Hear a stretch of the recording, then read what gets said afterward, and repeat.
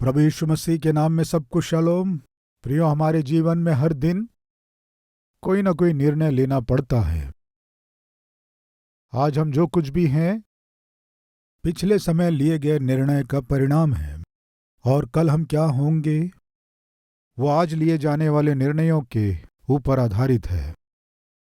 हम जो निर्णय लेते हैं परिस्थितियों पर आधारित होता है या फिर पवित्र आत्मा परमेश्वर पर आधारित हो सकता है। ध्यान से सुने, यदि हम परिस्थितियों पर आधारित होकर निर्णय लेते हैं तो उसमें कितना खतरा है, और प्रभु पर आधारित होकर निर्णय लेने से वो कितना महत्वपूर्ण है, और कैसे प्रतिफल को हम देखते हैं और कितना फलदायी होता है, दोनों को आपके सामने लाऊंगा। पहले जो व्यक्ति परिस्थितियों पर आधारित हुआ उसे आपके सामने ला रहा हूं। प्रिय, एक परिवार था। उस परिवार में दो व्यक्ति थे, एक बड़े पिताजी और दूसरा रिश्ते में भतीजा। इन दोनों के अपने अपने परिवार थे। बड़े पिताजी का परिवार था, पत्नी थी और उसके नौकर चाकर भी थे, धनवान था। ये भतीजा भी कुछ संपत्ति को अपने लिए कमा पाया। बड़े पिताजी के नौकरों के बीच और भतीजे के नौकरों के बीच में कुछ झगड़े होने लगे। बड़े पिताजी ने भतीजे को बुलाकर, बेटे, हम रिश्तेदार हैं। हम कौन हैं? रिश्तेदार हैं। हम जो रिश्तेदार हैं हमारे बीच झगड़े नहीं होना है। उत्पत्ति 13वां अध्याय 8वें वचन को पढ़ रहा हूं। तब अब्राम लूत से कहने लगा, मेरे और तेरे बीच और मेरे और तेरे चरवाहों के बीच में झगड़े ना होने पाए, क्योंकि हम लोग भाई बंधु हैं। प्रिय, एक आत्मिक व्यक्ति में जो स्वभाव होता है वो हम यहाँ देख रहे हैं। आत्मिक लोग झगड़ों को चाहने वाले नहीं हैं। झगड़े करना, झगड़ा करने के लिए घुसना, झगड़े करना, जबरदस्ती झगड़े करना, ये सामान्यतः आत्मिक लोगों में दिखने वाला स्वभाव नहीं है। बाइबल बताती है, धन्य है वे जो मेल करते हैं, वे क्या है? परमेश्वर के पुत्र हैं। प्रिय, एक पति पत्नी मेरे पास आकर वे अपने परिवार की समस्या बता रहे थे। पत्नी कह रही थी, मेरा पति बिल्कुल आत्मिक नहीं है, परमेश्वर की परवाह नहीं है, परमेश्वर का भय नहीं है, मन मर्जी से बात करता है, चर्च आओ कहने से नहीं आता है, मिल के प्रार्थना करेंगे कहने से नहीं करता है, इसके साथ मैं गृहस्थी नहीं कर पा रही हूं, मुझसे नहीं हो रहा है, कह रही थी। मेरे पति से मेरे जीवन में बिल्कुल शांति नहीं है, असली में बात करने का मन नहीं करता है। ठीक है बहन, मैं एक प्रश्न पूछता हूं, उस प्रश्न का उत्तर दोगी?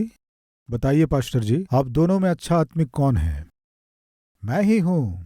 बहन, आप ही अच्छी आत्मिक हैं? हाँ पास्टर जी, मैं ही हूं। ये चर्च भी नहीं आता है। ठीक है बहन, आप आत्मिक हैं, इसलिए मैं आपके पति को समझाऊं, इससे अच्छा है कि मैं आपको समझाऊं।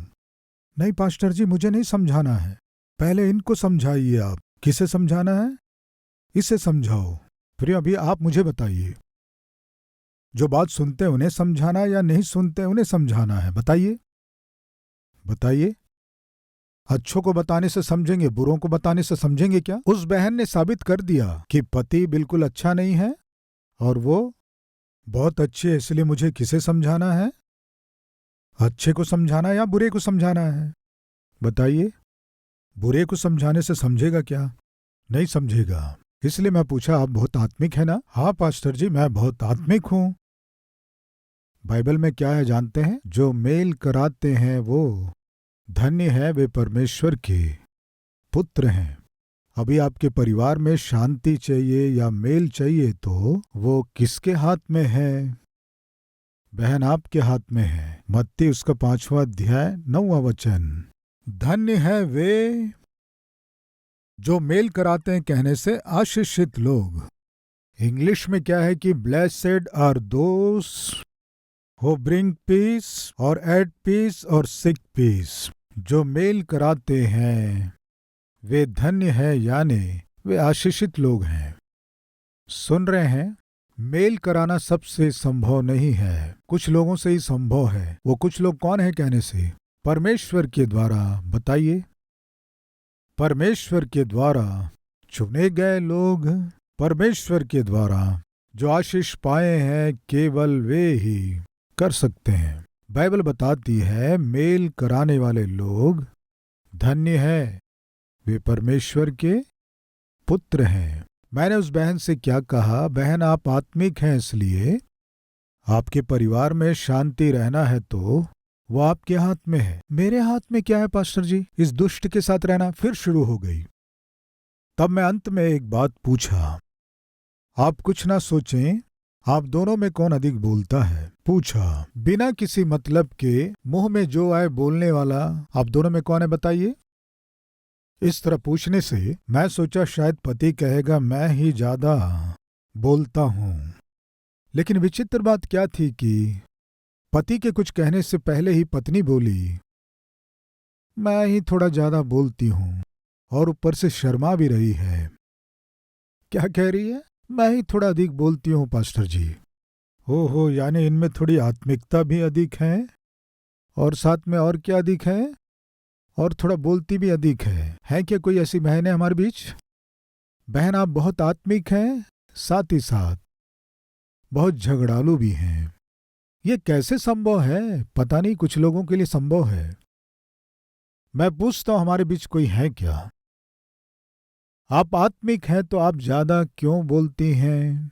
क्यों आप मुंह खोलते ही बहुत आवेशित हो जाती हैं? मुंह खोलते ही गुस्से में आ जाती हैं? पति चर्च नहीं आता है केवल इसी बात से पति से झगड़ा करती हो, लेकिन आप चर्च जाती हो तो आप में क्या बदलाव आया है?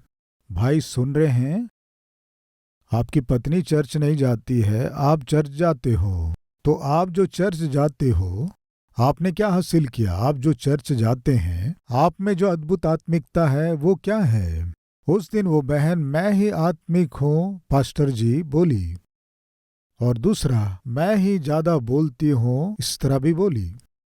हम में से कितनों में ये स्वभाव नहीं है? एक बार सोचिए प्रिय भाइयों, सोचिए।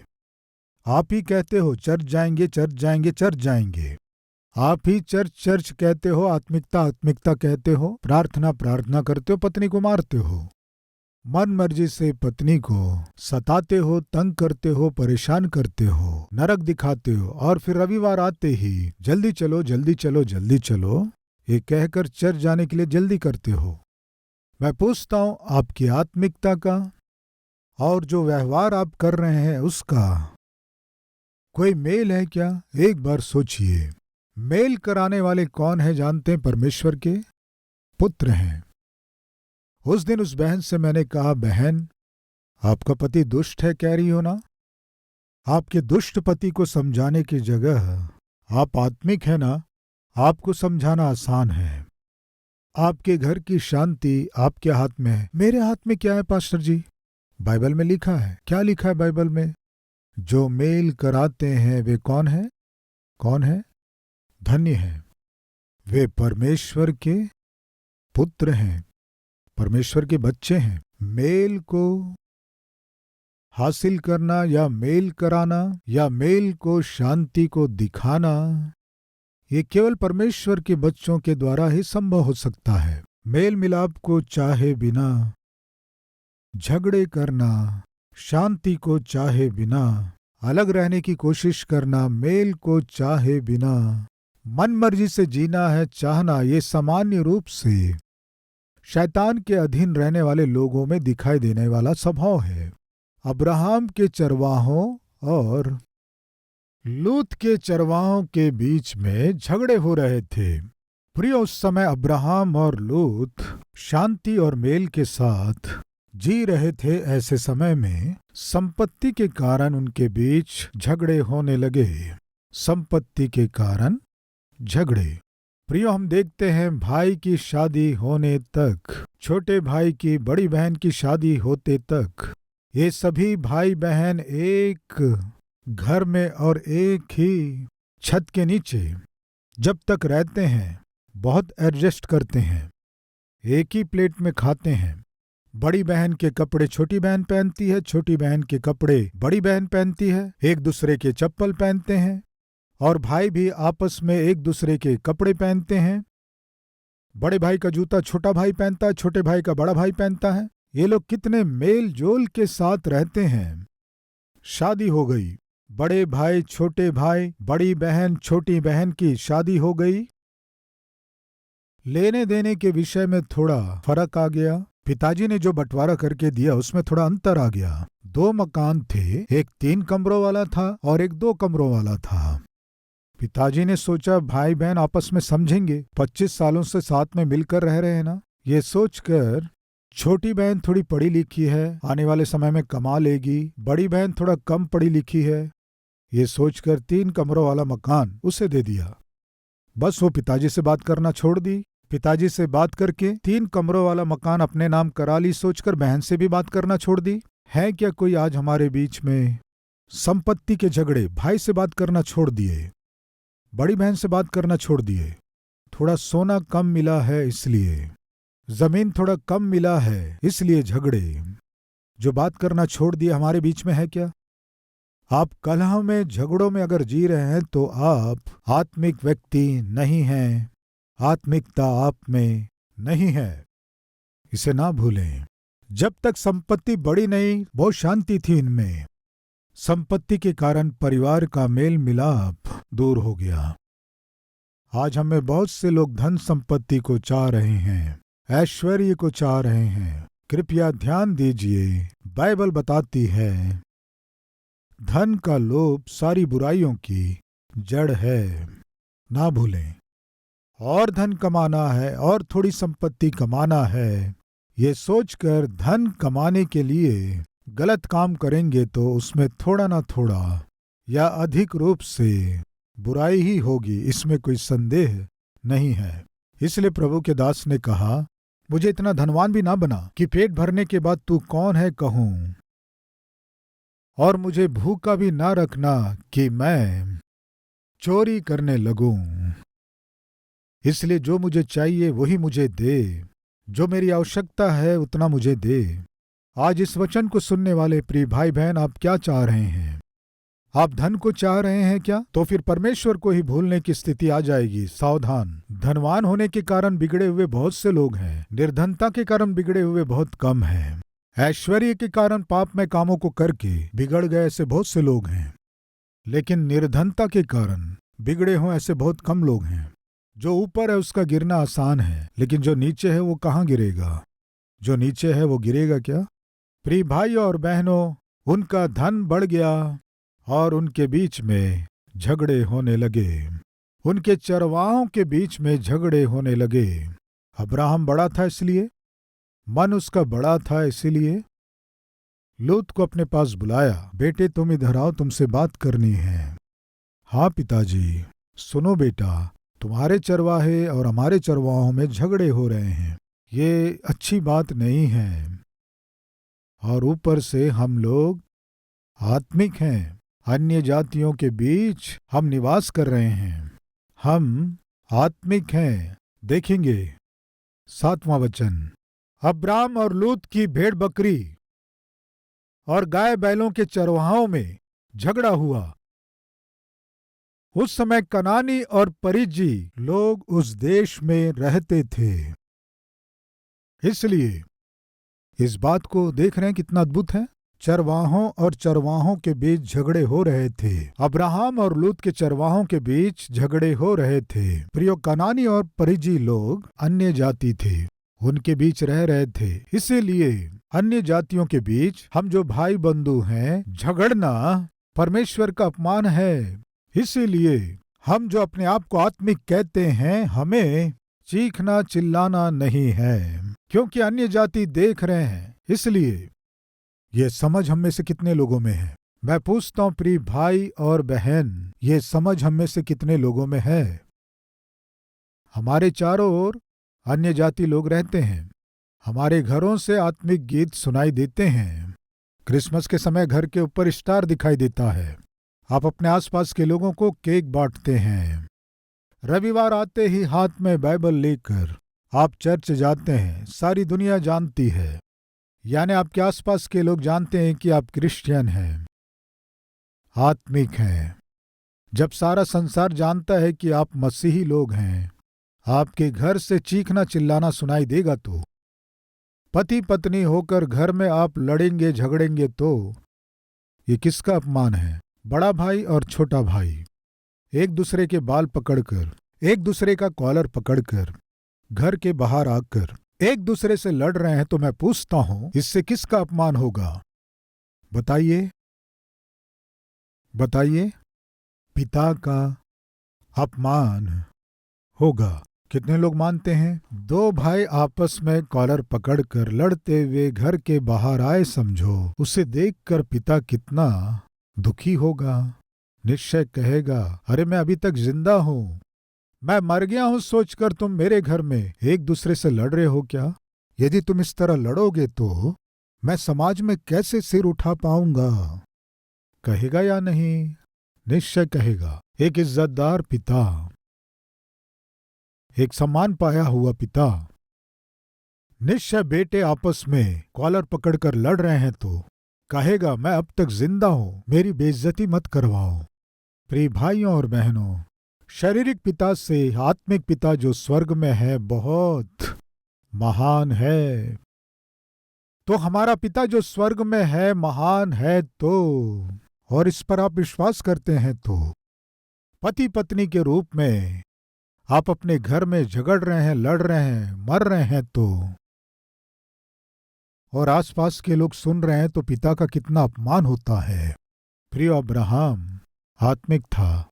क्या कह रहा है जानते हैं? हम भाई बंधु हैं, हमारे चारों ओर अन्य जाति निवास कर रहे हैं, इसीलिए हमें आपस में झगड़ने की अनुमति नहीं है। जो मेल कराते हैं वे परमेश्वर के पुत्र हैं।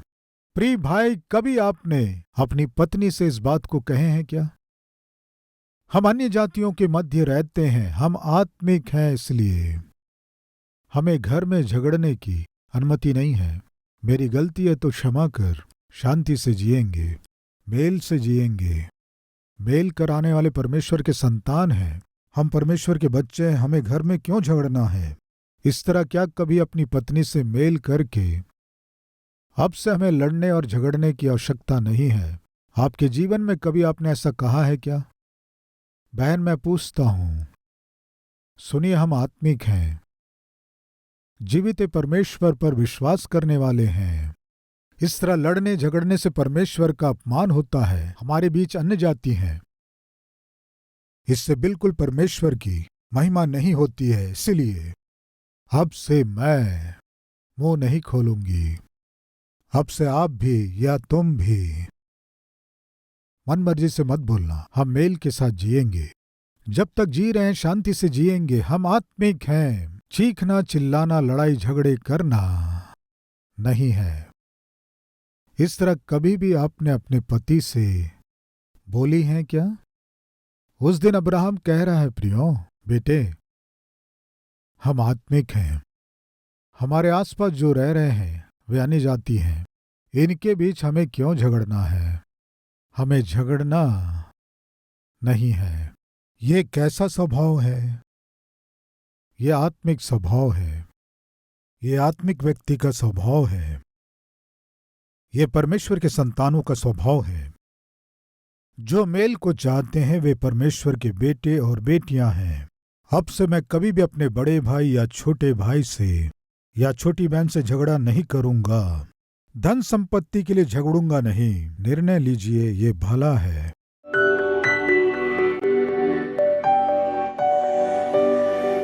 महान पवित्र प्रेमी परमेश्वर पिता, बहुत से विषय आप हमें सिखाए। घर में जो आत्मिक होते हैं वही मेल कराने वाले लोग हैं, वही मेल और शांति को बढ़ाने वाले हैं। पति पत्नी के बीच मेल मिलाप होना है, भाइयों और बहनों के बीच मेल मिलाप होना है। पिता, आज हमें एक निर्णय लेना है, कभी भी ये मेल मिलाप दूर नहीं होगा। कभी भी ये प्यार, मोहब्बत, प्रीति, अनुराग हमारे जीवन से दूर नहीं होना है। धन संपत्ति के लिए रिश्तों को तोड़ने वाले तुच्छ और नीच कामों के लिए हमें अपने जीवनों को सौंपने की अनुमति नहीं है। मूल्यों के साथ हमें जीवन को जीना है। आपको महिमा देने वाला जीवन हमें जीना है पिता। घर में पिता, पति और पत्नी एक ओर आत्मिक दिखाई देते हुए दूसरी ओर चीखने चिल्लाने से यह आपका अपमान है, आपके नाम का अपमान है। इसलिए अब से चिल्लाने का और चीखने का और मन मर्जी से बोलने का स्वभाव जिस पति पत्नी में है उन्हें ठीक कीजिए। अब से लेकर पिता आपके सच्चे बेटे और बेटी के रूप में मेल को चाहने वाले हमें बनाइए। हमारी प्रार्थनाओं को स्वीकार कीजिए। यीशु के नाम से मांगते हैं पिता, आमीन। प्रिय, अब से आप अपने जीवन से प्रभु को दिखा सके ऐसे आत्मिक व्यक्ति के रूप में आप बढ़ सकें, मन से चाहता हूं। इस संदेश के द्वारा आपने आशीष पाया है तो लाइक कीजिए और बहुतों को शेयर कीजिए। और उतना ही नहीं, एक कमेंट कीजिए, उसे मैं पढ़ूंगा, प्रभु की महिमा करूंगा। फिर मिलेंगे, तब तक के लिए शलोम।